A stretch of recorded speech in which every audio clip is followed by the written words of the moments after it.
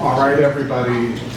Thanks for joining us for our stakeholder talk number 4. And we are really thrilled and grateful to hear our own Professor Nandini Bagchee and Melissa Barber share their work and their practice, and hopefully we have questions for both of them at the end. So without further ado, I'm going to hand it over to Nandini.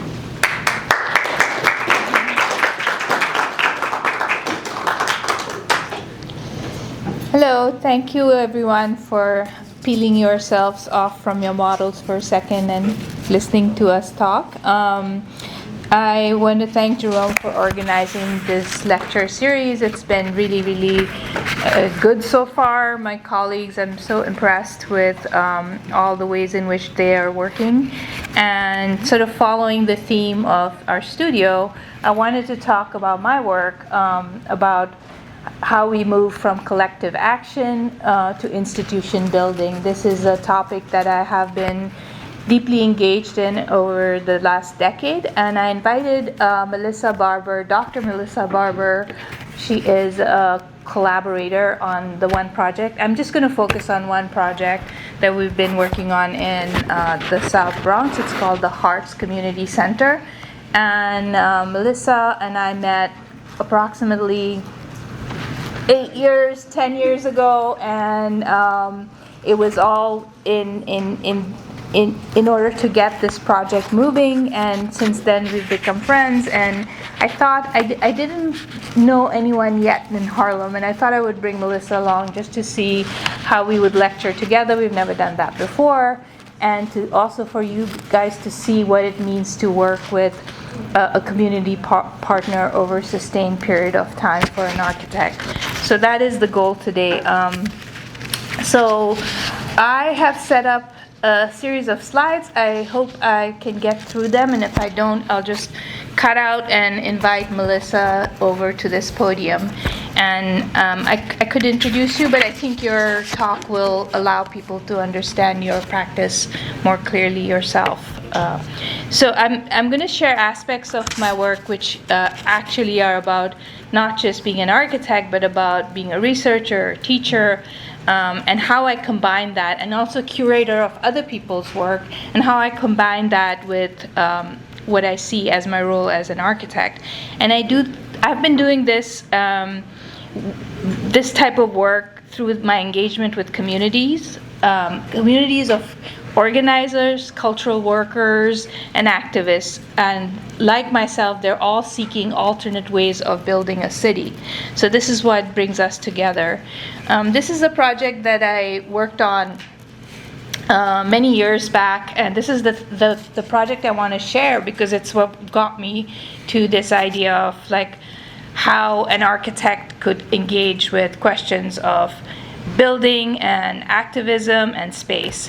And this is a building, it's in downtown Manhattan, and it used to be a place where different activists, mainly from war resistance movements, used to meet. And this is where I met a really large section of the community that became, in a way, a guide into a new way of practicing for myself. I don't know why the slides are sort of moving themselves, but I'll be doing this as a result of it. So this is the site of, in a way I saw it as a site of resistance, and this building unfortunately had seen better days. It was suffering from some structural problems, and a bunch of us got together and we put this big sign up in the window, and we're like, how can a building mobilize for peace? There was a couple of architects that were involved in our group that were interested in saving this building from being sold because it was prime real estate in downtown Manhattan. So this is our call for action, and we thought, well, let's organize an architecture competition. So we did. We got like a lot of entries from all over the world. And people even sent their physical models. This is an actual physical model. It was about 3 foot by 3 foot. It came by mail from Belgium. And it's just a really cool sort of tongue-in-cheek approach to it's a commentary really on this building. They called it the Peace Pentagon. Here you see the big Pentagon kind of crashing into the old building. Half of it remains. The other half is repurposed as office space for the community activists that were using this building at the time. As a follow-up to receiving all these entries and also all this physical material, we curated these series of exhibits all over different sites in downtown Manhattan in the proximity to the building itself. And here you can see a public library, a bookstore, a community art center, and it was through this project of trying to find, this kind of network of spaces that sustain activism in the Lower East Side that I began to work on my book. And the first thing I did was to sort of start mapping out this network of activism in the Lower East Side. This is the book that came out of it. It was published in 2018, and I called it Counter-Institution Activist Estates of the Lower East Side. The story within the book, it really dates back to the 70s when this is what the Lower East Side looked like. Also parts of the South Bronx, also East Harlem. This is what happened in the city where landlords sort of abandoned their buildings, tenement buildings were torn down, and people almost burned their own buildings in order to collect insurance. These were times where the value of the building itself was really low, but the value of property never sinks. So this is sort of like the tension that my work embraces and is interested in.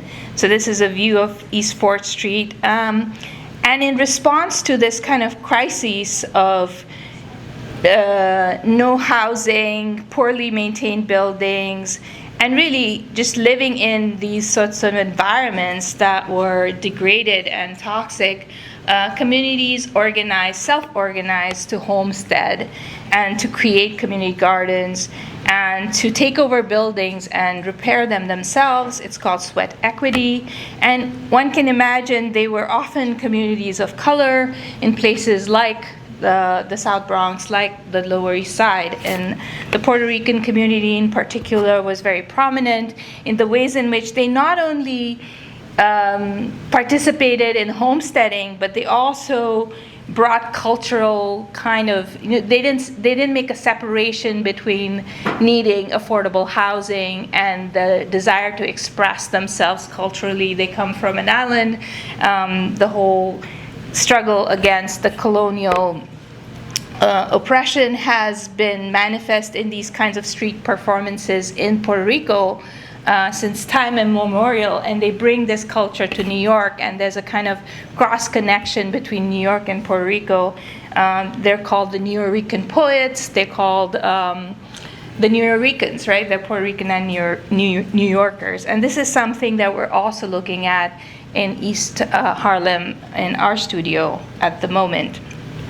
And for myself as an architect, I began to start thinking about how I draw and how drawing can become a tool really to manifest these kinds of histories of hidden spaces and invisible stories of people that have been instrumental in actually turning the city and the spaces around in the Lower East Side, and what that means and how I can document this, but also think through my own role as an architect as I move forward. What is it that I can do to be involved in these histories at the start rather than be brought in at the end of the story to work for a developer to, kind of turn buildings such as these around.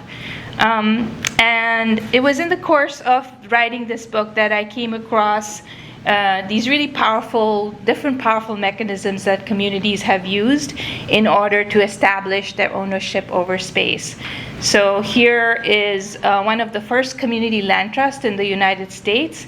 It was formed in Georgia and was formed by Black farmers. And here's a quote from one of the founding members, Charles Sherrod, of the New Communities, Inc. Community Land Trust. He says, the only way African Americans in the Deep South would ever have the independence and security to stand up for their rights and not to be pushed for doing so was to own the land themselves. So this very deep seated idea, coming from the left, right, center, everywhere, is that if you don't own land, you don't have any sort of authority over your own environment.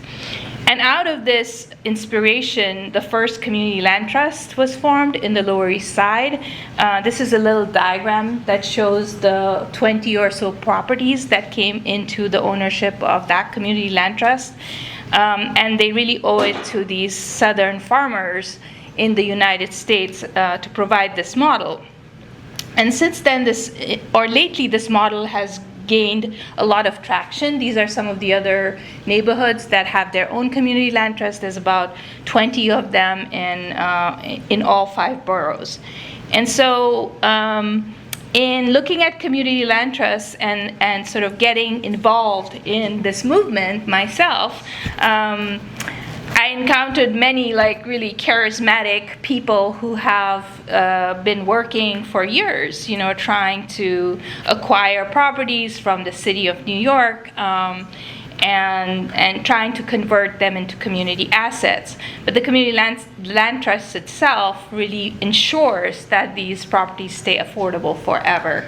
So in the red circle is Michael Johnson, and I met him, at a barbecue on the waterfront in the South Bronx. I had just finished writing my book, and I was like, oh, here's a real life manifestation of these ideas that I thought were history. But no, people were actually still very much, it was a continuation in a way of the project of what happened in the South Bronx during the 70s. And Michael Johnson and Melissa Barber, Dr. Melissa Barber, who we'll hear from today, were actually organizing around the waterfront.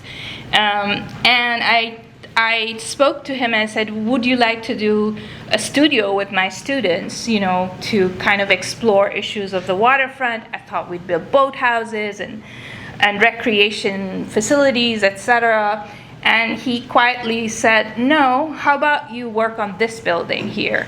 Because this is right around the block from where he lives, and it's been vacant for, 5-10 years at that time in 2017.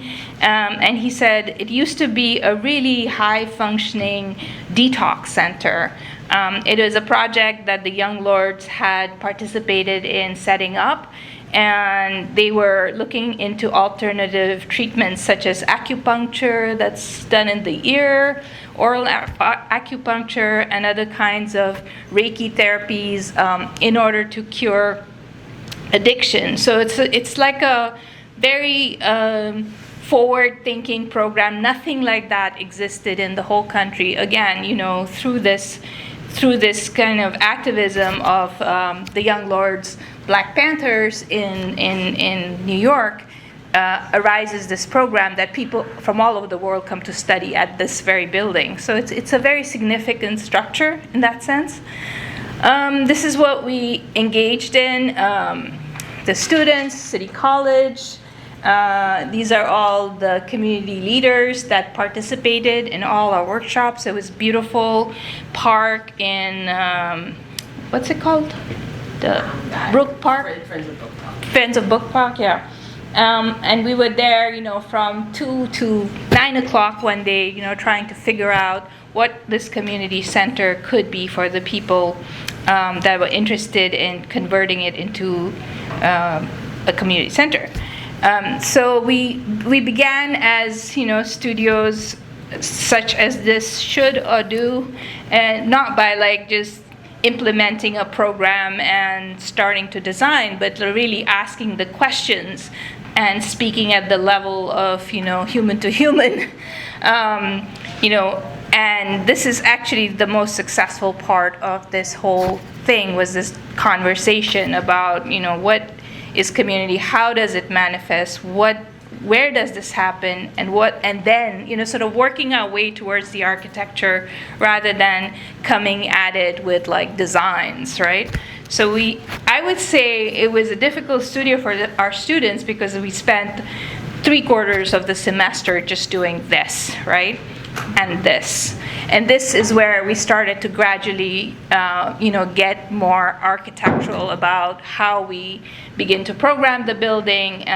This was hard. This took hours because, we think models are the most natural way to access space and understand it. But for people who are not used to doing that, it's incredibly, kids are actually good at it, but adults have a very hard time trying to spatialize using physical, modules such as these that we did.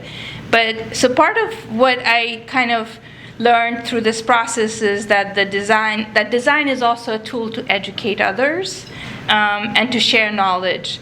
So design is iterative, that we know, but it was really quite powerful not to necessarily to design the building right away, but to sort of use design as a tool to engage with others. And this is something I thought is useful for our studio as well, that we're doing this time. This name for the building came out of these sessions. They call it HEARTS. It's Health, Education, and the Arts. And this is the building, and this is my drawing. This is not the student work anymore, because over the summer, following the studio, South Bronx Unite, our partner organization that Melissa founded, along with others, got a grant, and they said we need to do a proper report. We have some funds, and I hired one of the students who was working on this project, and we produced this kind of report together. And the report was a lot more, the student work was exuberant. It was just plants growing through the buildings, et cetera. Everyone loved it. A big staircase carved through, headed skyward, and it was all very productive. Though I have to say, no one ever said that this is unrealistic. People were very compellingly drawn to everything the students produced. But in the end, we kind of came down a few steps, and these are the drawings, just again really thinking through.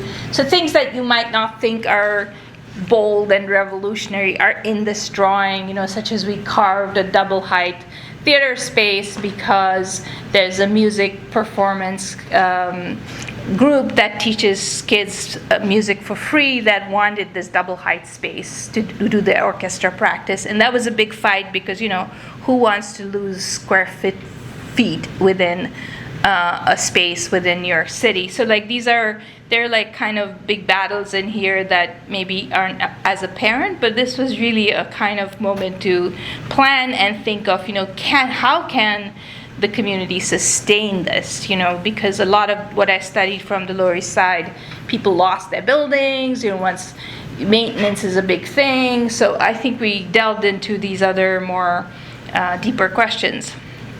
But I did make this model in my studio, and this model is just as successful almost as the building itself. It's a lightwood foam model.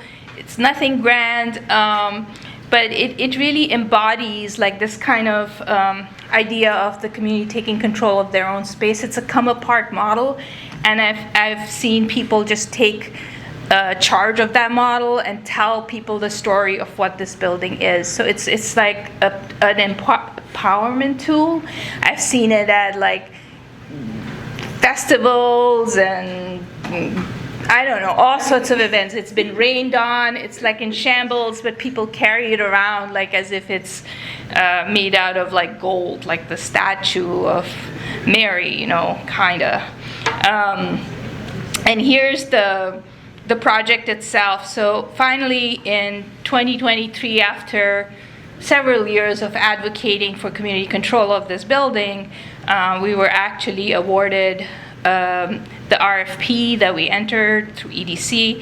I won't go into all these acronyms, but I see Ifoma smiling. So we went through a lot of bureaucratic processes in order for us to actually start working on this building, and I was honored to be the design architect on this project. We also worked with an AOR, an architect of record. So sometimes, you could have multiple teams of architects working on a project of this size and complexity. It's very complex because of the way a developer and a community has partnered to work on it, because of the way in which we're trying to fund it. And a lot of the funding comes through it being designated as a historic landmark. And so history for the people is the young lords taking over this building. History for landmarks is it was built in 1930 and no brick shall remain, be moved from left to right. Even this little health, education, arts sign was deemed as not appropriate. Like, their standards of how you must maintain the original building are very stringent. So the place that we had to express ourselves was at the back of the building, where we added this 2-story addition. I say we added, but it's still an ongoing project. It's just about to start construction this summer. And we went back and forth. I won't go too much into it. There's a lot of detail and a lot of passion at my end, at least, maybe too much, about how the architecture should be reflected, both of something new and something old. Like, the old is something people understand, but the new is, it's very challenging to kind of assert that architecture is also about the future, and that people need to think of, what they have contributed to even an old building such as this. And so this is where I worked a lot of hours trying to come up with multiple models that would both be acceptable to the historic preservation aspect and also something that the community would be excited by. And I learned that, what excites people is spaces that they can feel they're in, right? So there was a lot of work to try and understand, where that kind of balance is between feeling comfortable being in these spaces and also trying to assert something new. So part of what you see here is they are a community of gardeners. They're fighting racial, environmental injustice along the waterfront. So these are the kinds of images that really drew people into the project, and they feel like they have participated in this process in a significant way. The other thing was this theater, and this is a section to the building. So it's the skylight, which has its own story. It's a giant T-shaped skylight that was put there because at the time people thought the cure for tuberculosis was sitting in a big room that had a big skylight, and so it's still something that the community values as a therapy room on top of the whole building. It's very precious. Then there's the big theater in the section, and then there's the 2-story addition. So I have mainly the focus of the design has been in these 3 spaces. This is the theater. It's still being designed, undesigned, redesigned. It's a whole process of how I will be curious how it will come out in the end.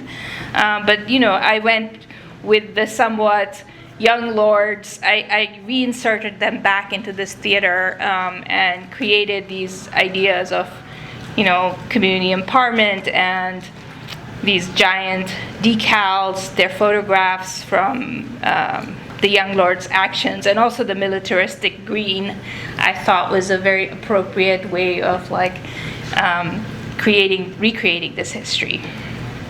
So I'll end on this. I'm working on a zine currently where I'm interviewing, since I've been working with 3 different community land trusts.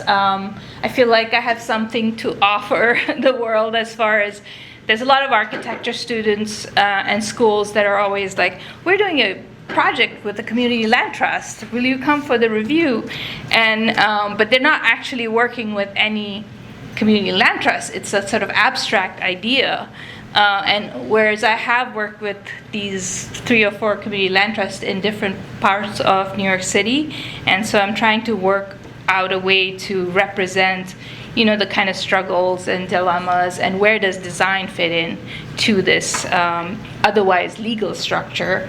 And then just a last word about community. I want to read here, as I wrote this a while back, the word community is often used to invoke a feeling of natural connection between certain people. But there's nothing natural about community. Communities, like most human relationships, are carefully constructed. Perhaps the word has gained currency lately. Collective might be more appropriate to describe a praxis-based aspirational community. And I see all the community land trusts as just that. Like they work really hard at kind of being community, right? And for us as architects, I feel that we're in search of these kinds of new relationships that dismantle like the traditional client comes to a designer and asks them to do something after they've already thought out what it is that they want to do. And these projects have allowed me, this is not how I thought my career would go exactly. I think Melissa will talk more about that fluidity.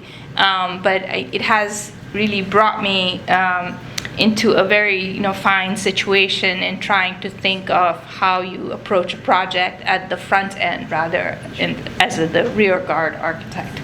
And with that, I'm going to pass it to Melissa.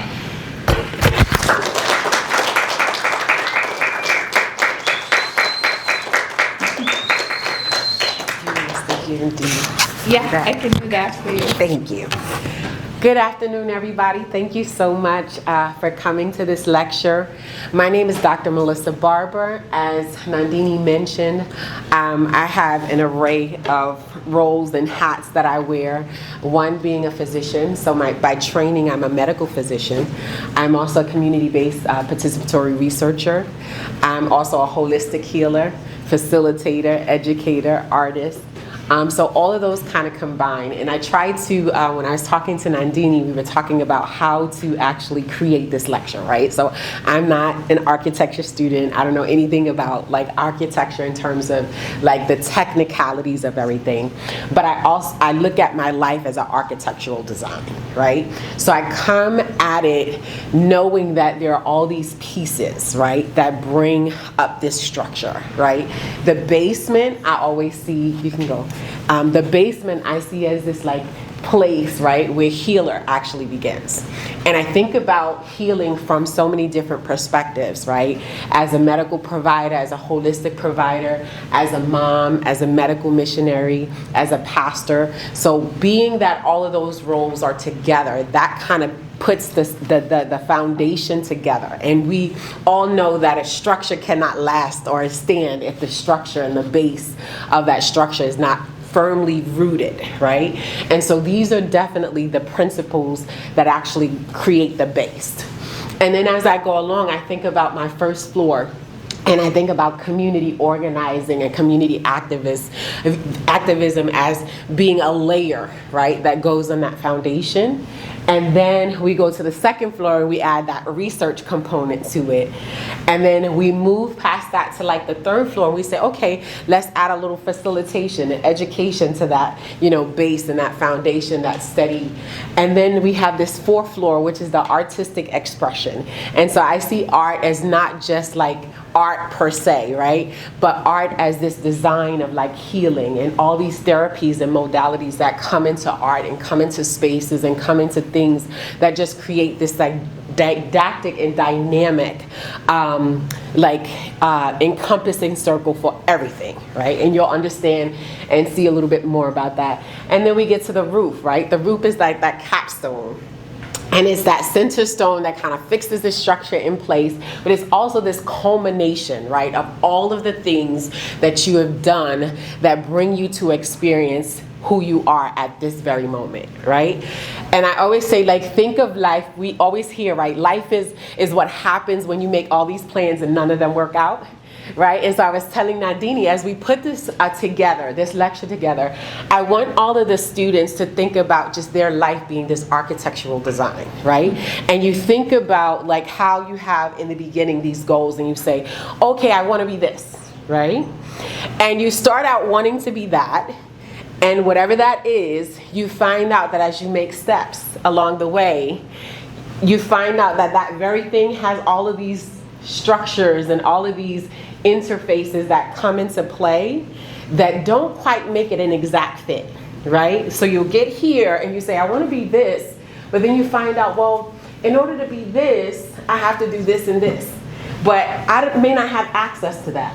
So how do I create a way where if I don't have access to that, I kind of gear and shift this way, pick up some other skills that may just be just as complementary, right? Or may mean the same thing as having that particular thing, and then kind of come back, right? So I want you to think about all of that as we go through the slides and this structure.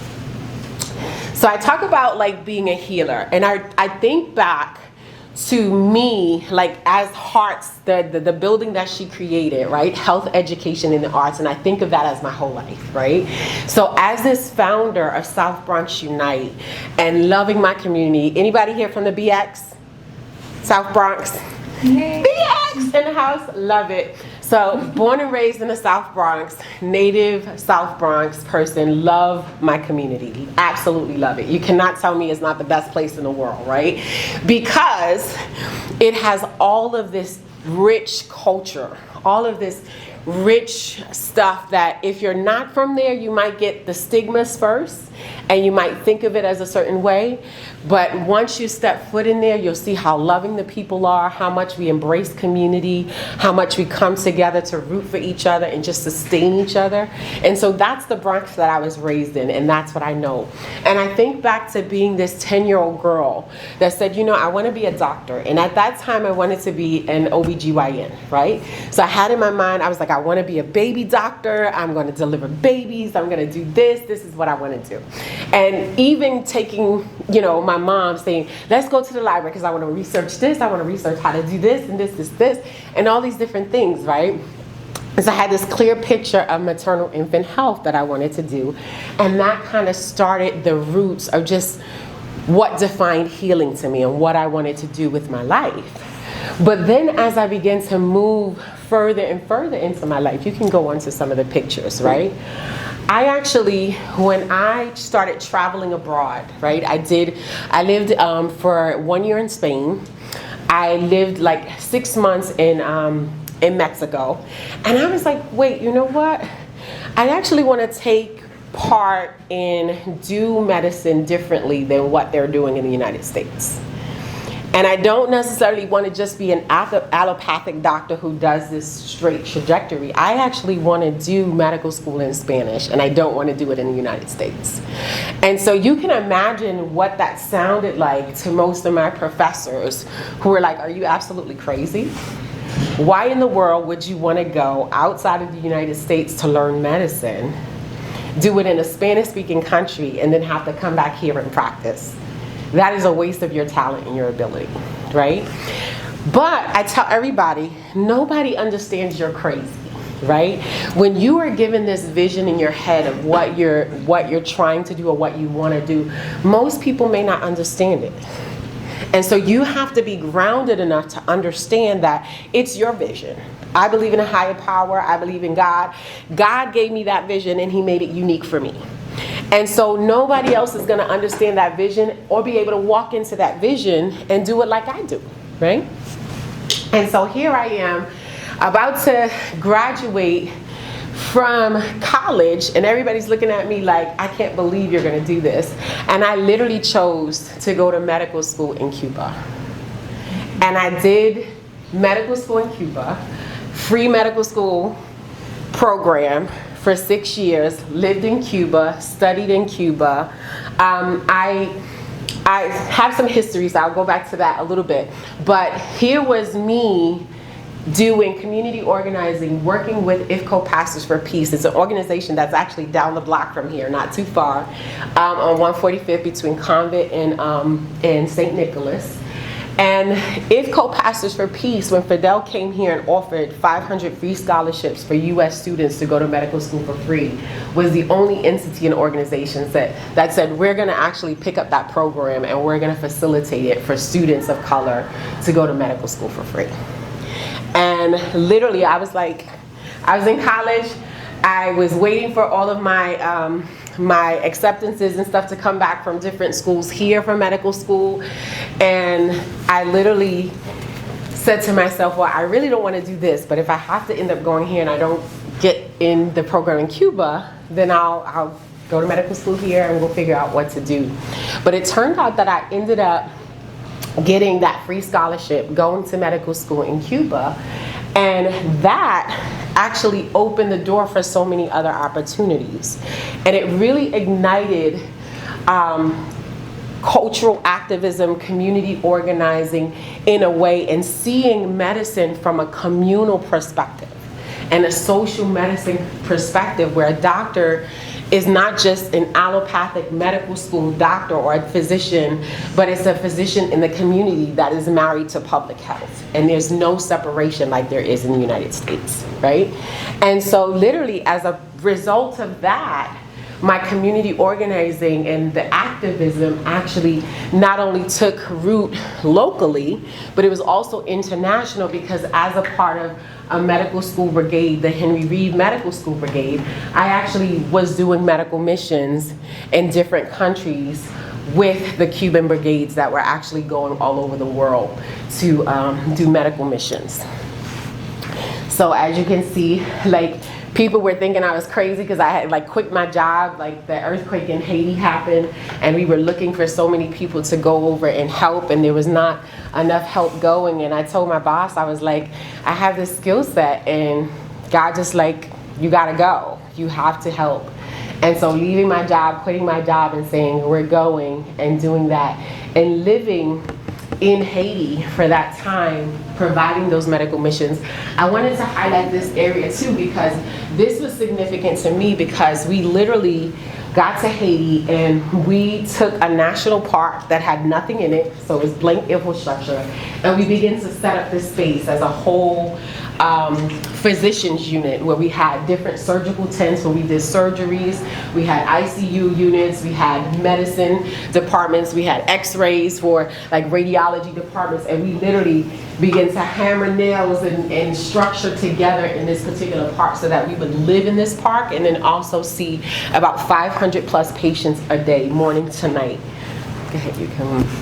The next part of like this being a healer, right, is to actually understand roots and where you come from, right, and the values that get instilled within you along the way. So here are like all these mothers to me, and I shout out the mothers, not to say that the fathers weren't there. Women's History Month, I had to like give that shout out to mothers, but literally pouring into me. These were all of the people who poured into my life in such significant ways. Community organizers, activists in the community, physicians, doctorates.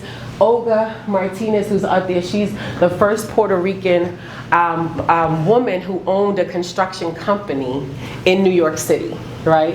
And her pouring into me this idea of space and everything and what that meant within those spaces. So all of these people kind of contributed to this idea of what community was, how to love on community. My grandmother, she took in kids from the community, loved on them. There wasn't a ACS or a foster care system or anything, right?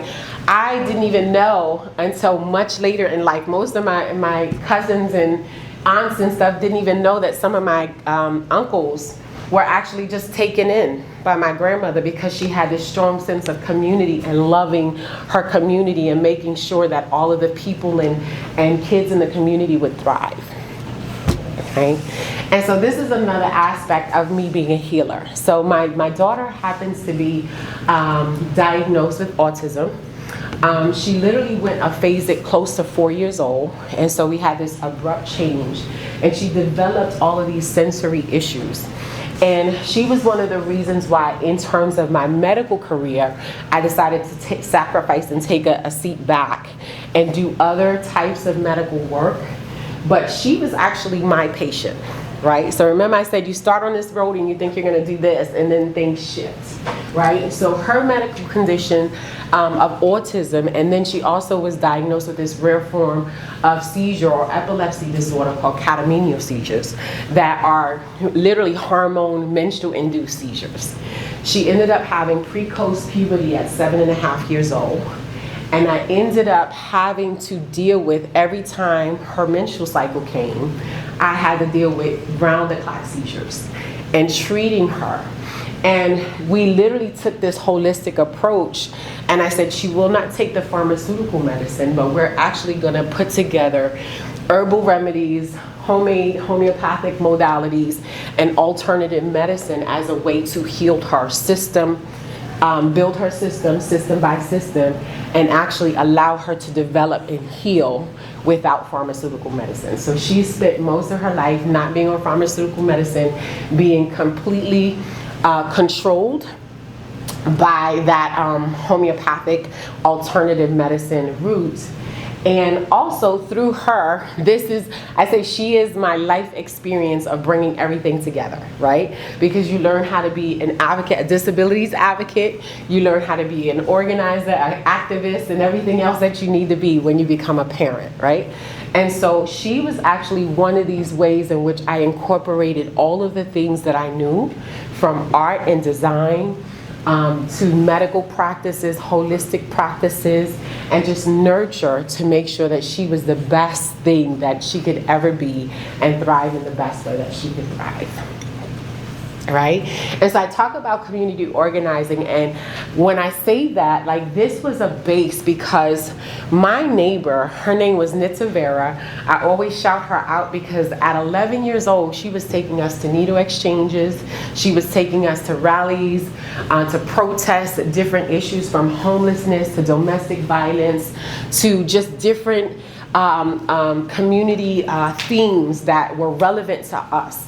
And she was teaching us at that very early age to exercise our voice and to be community advocates. And so all of the ways in which I've been taught, from the Nitsa Veras of the world to being in Cuba and meeting political prisoners, from Nahanda Abiyadoum, Assata Shakur, them pouring into me in other ways about what community looked like and activism looked like, became part of that fundamental base that went on another layer of the structure, right? And so we also have in that learning that community spaces were also spaces of activism. So this space right here particularly is Maria Solar, and this is one of the gardens that we steward under our CLT. And I remember during COVID, right, we were all locked up. But this space was a space where we would take the families in the community, we would come out and we would meet. And when there were different things going on in the massive worldwide space, right? That were injustices, that were things that were heart-wrenching, that our kids were literally trying to grapple with. It was like, how do we bring them together to voice what it is that they were feeling, right? And so we activated these community spaces to be spaces where organization could take place, activism could take place, and they begin to design and create the different spaces. We have, oh my God, I just forgot the name, but La Morada is a restaurant within our community. It's on Willis Avenue at 141st Street. And this immigrant community, immigrant family moved here from Mexico, and they literally feed our families. But they also do a lot of mutual aid. When COVID stopped and everybody in the community was trying to figure out how to eat, right? They were like, we know how to feed people. Bring us your extra food, bring us whatever you have, and we're gonna put it together and we're gonna feed the community. And we had lines around the corner. We were bringing food and making sure that they were supplied. And literally, when we needed clothes, food, pantries, everything else, that space was activated to be one of those mutual aids that we had in the community. And then we have like days of actions where we're literally protesting. I protest the blockade of Haiti, of Cuba, in different international spaces. And these are two of my mentors, Fidel Castro, Luis Barrios, Reverend Lucius Walker Jr.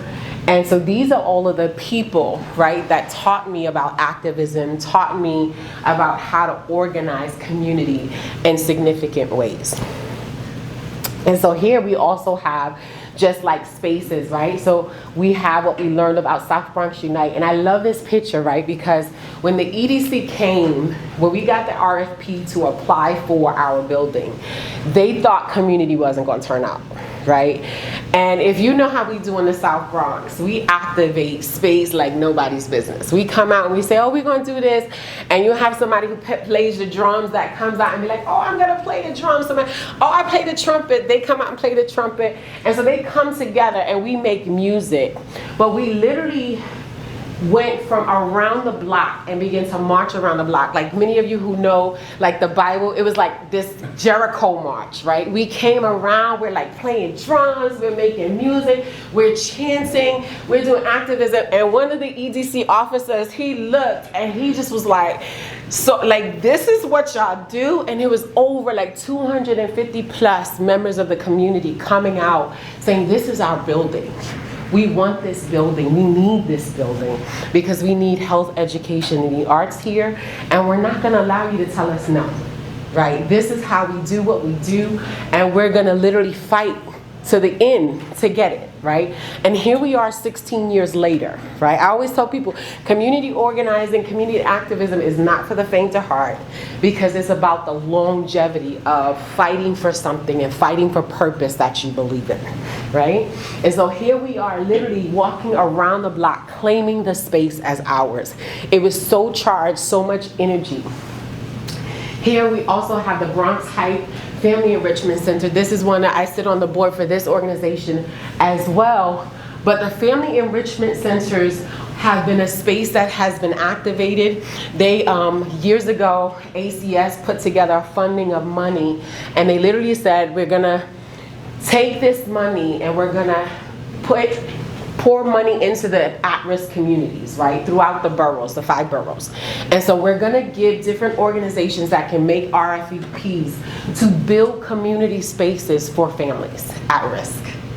And this was truly a place in where we co-designed community from the name of the actual space to literally deciding what color the walls were going to be, what color the tiles, what the tile floors were going to look like, what the furniture is going to look like. And so now we have families who come in and can radically be transformed, where they get programming, they get referrals to services, they get so many things. But this is like another base of community organizing and activism for community. And this, of course, you saw that picture of hearts. And this is one of our festivals. We have several festivals per year activating that heart space and teaching the community more about what we're doing so that they can come on board with it as well. That's it? This should be that right here.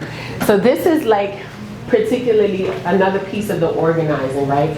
I love this. This is on the Lit Bar. So the Lit Bar is like a local community bookstore. We don't have too many of the mom and pop bookstores anymore. But the sign outside says, reach the world, but touch the hood first.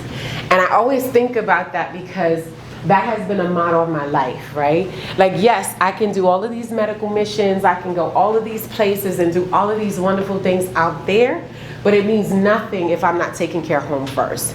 And home starts literally in my home, right? So when I decided to sacrifice being a physician and working in the hospital in those long hours, I literally said, how would it be for me to go out and take care of the community, but my daughter is here, and she has her needs, and she has this, and I'm not tending to her, but I can go out here and treat people that I don't know. It starts here first. And so that's something that has always been significant to me, and that's rooted in who I am. And so when I think about community and the outreaches that I do, we literally activated this particular space, which is another community garden in our community called Padre Plaza. We did a back to school event where we serviced about 1,000 South Bronx families, giving them book bags, giving them food, giving them materials that they needed. And that was through my organization, Jesus Juice. So as I said, I have that spiritual component that's always added and that pastoral care component. But this was also an outreach. We found out that a mother who was murdered in the street had 3 kids. And her family, her sister who was taking the kids was like, I had my own set of kids and I really don't know what to do. And we were like, we're gonna raise money and take care of those kids because they're now our family in our community. And we began to put outreach together to make sure that every year, every quarter, they have the necessary supplies and clothes and everything that they need to make it through. And we still to this day check on these kids, right? And so this is another way in which I organize as an ambassador of the Birthing Project USA. Is one of the first African American national organizations for maternal infant care. And my mama Cat, who's one of my mentors, actually started this over 30, 40 years ago. The researcher, that's what I do now. So from environmental injustices that are here in the South Bronx, like one of the things when we officially became South Bronx Unite, it was community members coming together to fight injustices against environmental injustice. And we had a battle for about 6-7 years against all of, Fresh Direct and all of these city entities that actually were giving our taxpayer money to people who were polluting our area and our community. And we said enough is enough, right? And the judge, of course, corruption in the system got bought. And we said, that's okay. If you're gonna tell us that a 22-year-old environmental impact statement is good enough for you to bring an entity in our community to pollute us and kill us, then we're going to do our own people's impact statement. And we're going to take the researchers in our organization and the scientists in our organization, we're going to study our community at a hyper-local level, which is why we actually started studying, right, the urban heat mapping, started studying the air pollution, PM2 qualities at a hyper-local level that has never been done before. And this is the community activating their voice, bringing members of the community to be scientists, what we call community scientists, right? To literally start projects in the community that would benefit the community, but also have data that now we can use to change policy, right? And so urban heat island effect, COVID-19 Pesquisa project during COVID-19 when everybody was shut down. Me and my research team were out there on the ground providing PPE, studying the indirect and direct effects of COVID-19 on our community during real time. Right now, currently, one of my projects is to create a digital health literacy curriculum so that most people will understand how to navigate virtual spaces and accessing healthcare and accessing their providers. And also now, one of the wonderful things that I love to actually do is we're creating an individualized behavioral health plan in Morgan Stanley Children's Hospital.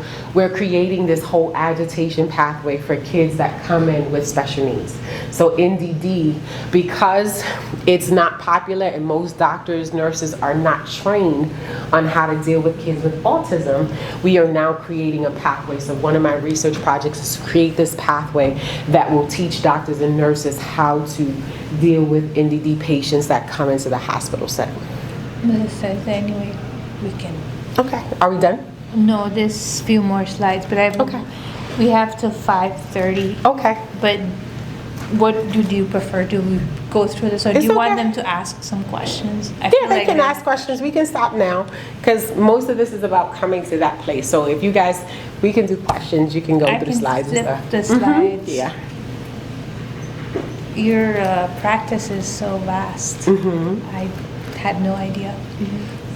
And, So keep going, keep going, keep going. Ooh, this one looks good. So this was I created these slides of arts because, as I said, I love art, and so I'm a songwriter. I sing. I love art, and I do art therapy with my daughter. So one of the ways in which, in her autism, we activated her world to open up. When she became completely aphasic and could not speak a word, I would sit at piano, and we would play that piano until I taught her how to vocalize sounds again and use her voice. And music, I actually studied music therapy when I was in the hospital setting, way back when it was first beginning to be practiced at Case Western Reserve in Cleveland, Ohio. And so I literally implemented that music therapy and bringing it in as a modality to actually treat my daughter. And so now she actually knows how to speak, she has words, and she's no longer aphasic. but that was a big part of our therapies, and using, right, art as this therapy to kind of help her to develop and thrive. So not only is she speaking, but she also communicates through her art. So we always sit down and we have art time and art spaces as well. So keep going. These are some of the things. This last one, I wanted to show this picture because I love to design. Sorry. And so these are some of the ways in which I teach my daughter. Like Bay Plaza, I don't know if many of you know where Bay Plaza is in the Bronx, but we used to turn Bay Plaza into this studio for kids with autism to model, right? And so we used to do this Champs for Autism every year, and I would literally sit down with her, and her whole big dream, or our whole big dream, is to come up with this couture line of autism awareness clothes that she would model and sell, right, to raise awareness about autism. And so we would sit down and design her outfits and her clothes for modeling, and these are some of the things that we do together when we model. We create sneakers, we create her clothes and her outfits and stuff like that. So this was also another way in creating and changing space, right, the normal space of a mall, right, to make it into this whole runway space for them to actually model. So Amazing. and so just this last slide right here, as you can see, I said it's one life, right? But you have all of these different pieces of that one life that bring you to health education in the arts, our health center, and that once 10-year-old child, right, that was dreaming about being this doctor that loved community and wanted to incorporate community, has now used all of the skill sets that she has to design space for our community, for health education in the arts, based on all of what I've learned along the way and picked up along the way. Thank you. So we got like 2 minutes for questions. And if you want to stay for more, I can definitely feel free to answer any questions that you guys might have. Any questions? I have a question. Okay. Thank you both. That was amazing. And you're amazing. So lots of thoughts. I wanted to first just comment that I think both of you actually, what I like about the talk is that it starts to sort of decenter a kind of Western capitalist infrastructure as the kind of goal. And I think especially by the time we get to your Cuban experience, it really, we're in a different kind of planetary system, which I thought was really profound. Yeah. And that's here in New York also. Our spaces and communities operating outside of that system. I was curious if you, now that you've worked with architects and with architecture, what was something that surprised you, or what's a takeaway that you have now that you've worked with architects? I think working with Nandini was awesome, right? Because literally, like for me, when I think about, like I said, space, right? Space is not necessarily this concrete, like, structure, right? For me, space is my voice. Like when I project into this room, right, my sound is going into space. So I think about space in so many different ways. And so when she was saying, like, when we sat down and we had to like put together the pegs and like what does this mean and how does this work and do that, like I literally think about how my daughter like put structures together. And so for me, it was literally coming up with the concept of idea and seeing it like go through the many stages. Because like Nandini said, like some of the stuff we were working on, we've been doing this for 16 years, right? Like we've met her 10 years ago. And so to really walk through the steps of space to say like, okay, what's this idea, right? And getting from that level of what do you want to see here? And what does the community want? And making sure that all of the voices were incorporated in that. Like we had people who didn't even speak English, right? That came to these meetings and we were like, speak up. You have a voice here too. And just literally like hearing, like, I need this to be activated as a child daycare space. I need this to be activated as a community kitchen. I need this to be, like hearing all of those voices and then kind of making these spatial arrangements and literally being so cautious about making sure that you preserve the voice of the community, right? Because Nandini knows, like, I'll be the first one to be like, that's not what we said. This is what it's supposed to be. Like, where is this at? Where is that at, right?